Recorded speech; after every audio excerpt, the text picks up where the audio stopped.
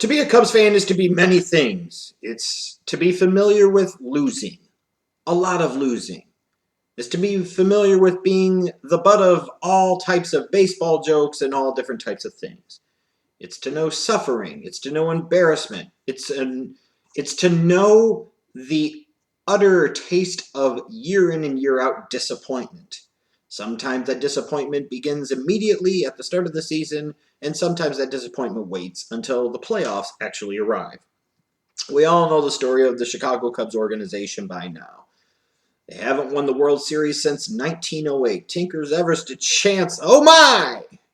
They haven't been back to the World Series since they lost to the Tigers in 1945. To put that into perspective, 1908. My grandparents, who are all now since deceased, none of them were even born the last time the Chicago Cubs won a World Series. In 1945, the last time the Cubs played in the World Series, this country was still celebrating the end of World War II. All those years, 71 years since a World Series appearance, 108 years since a World Series championship. We're familiar with the story of the 69 team and that God-blessed Black Cat and the Miracle Mets. 84 and fucking Steve Garvey and goddamn it, the ball going underneath Leon Durham's glove. Never mind the fact that the Cubs had to play the last 3 games of that series, I believe, on the road in San Diego because stupid-ass Wrigley Field did not have lights. So therefore, the team that should have had home field advantage had to play the last 3 games on the road. 1989, goddamn Will Clark.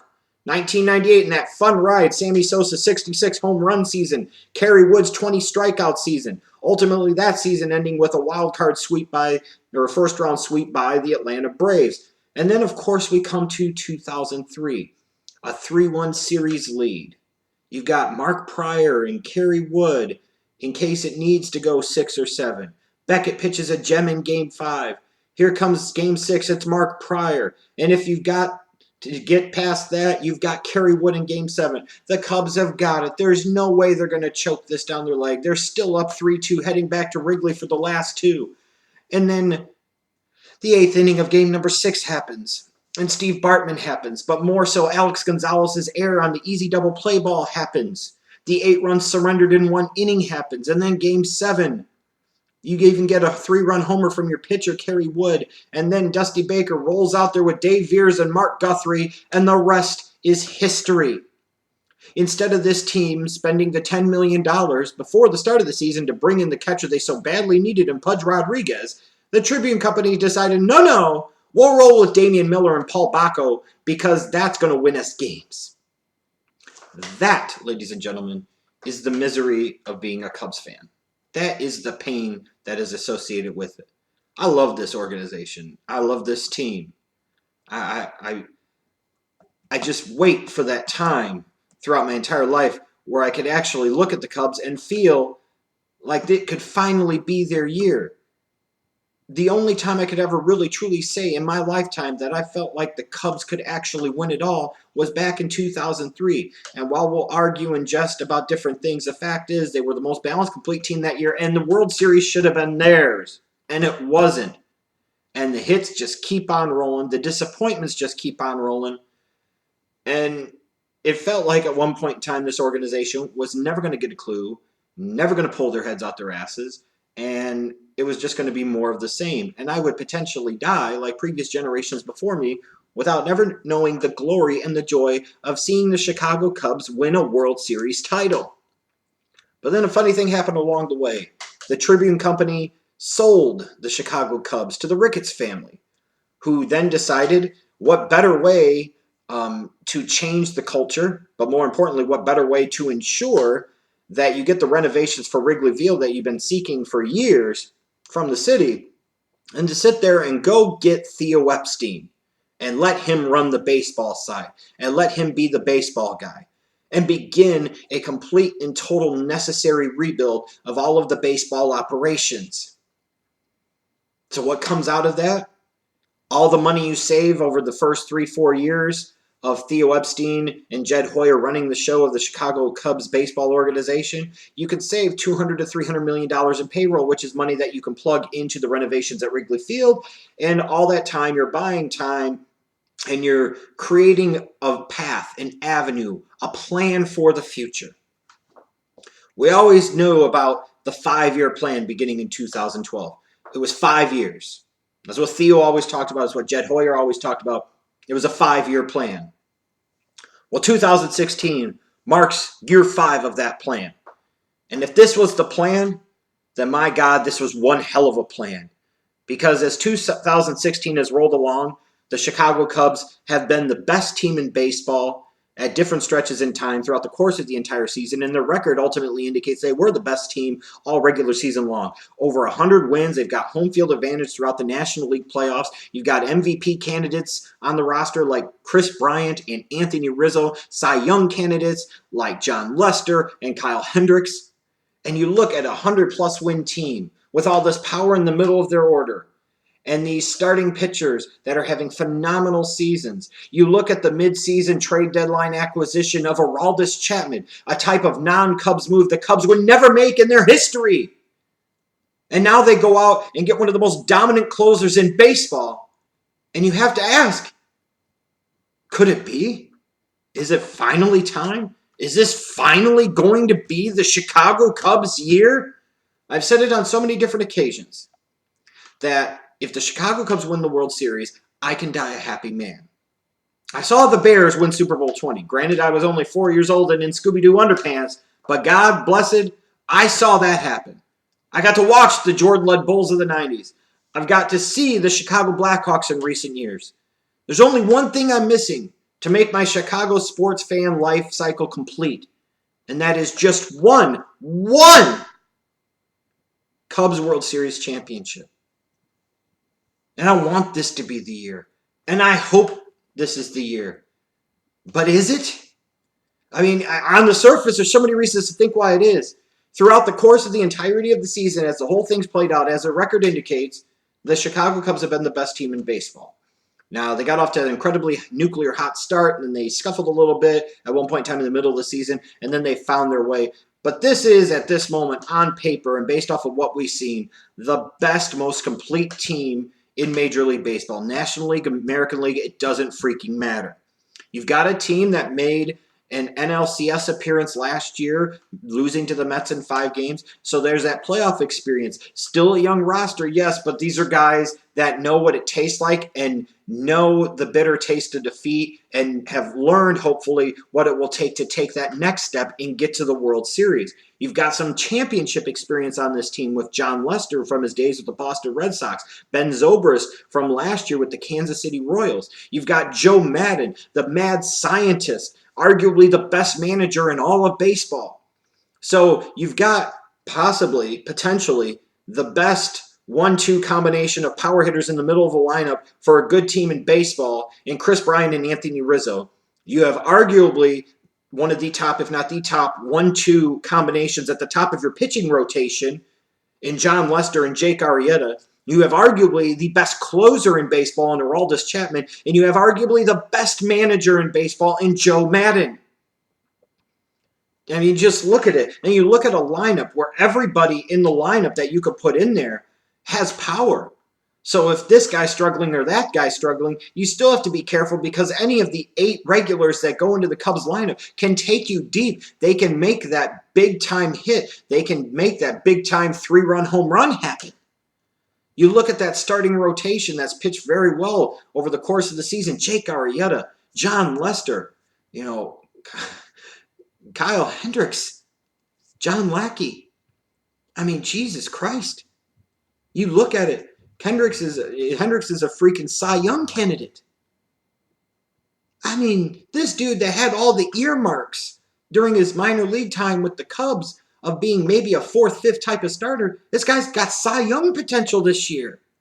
You got the old Bulldog with championship experience in John Lackey. Jon Lester with his World Series championship experience. Jake Arrieta, who's just a freaking monster and a beast. And again, you throw in, you get it to Aroldis Chapman, it could very well be lights out for everybody. There's a lot of reasons to believe that this is it. This is finally the time.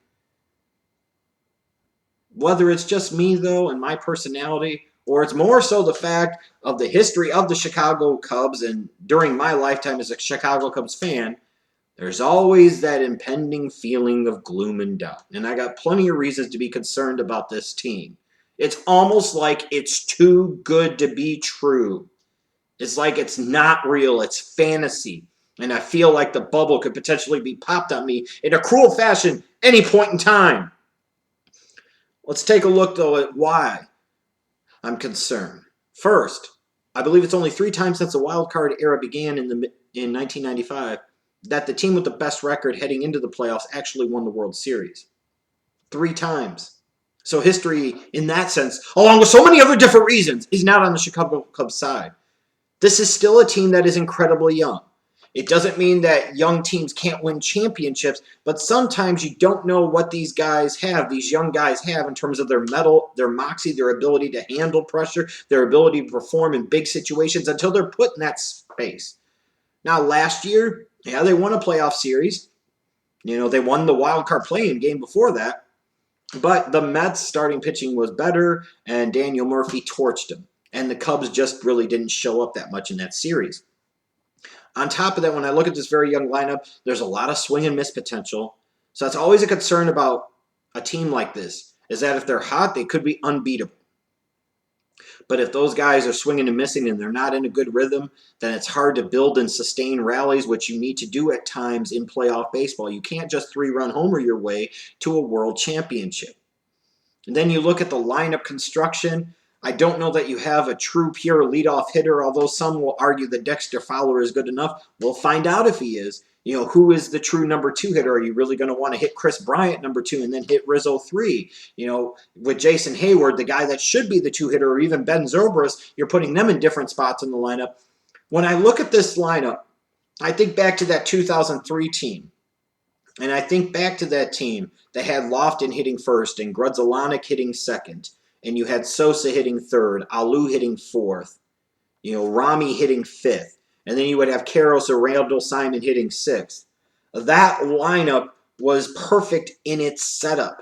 You had Lofton to get on, Grudzielanek to move him over, and then you had Sosa, Alou, etc. trying to bring him home. I don't feel as confident in the setup of this lineup. And this has been a complaint of mine for this Cubs team over the past couple of years. And they're able to get by with it now. But getting by with it in the regular season does not equate necessarily guaranteed to getting away with it come playoff time. Also, my concern being is this is a team with a lot of power hitting that wins a lot via power hitting. But sometimes that power hitting can be very inconsistent in the playoffs.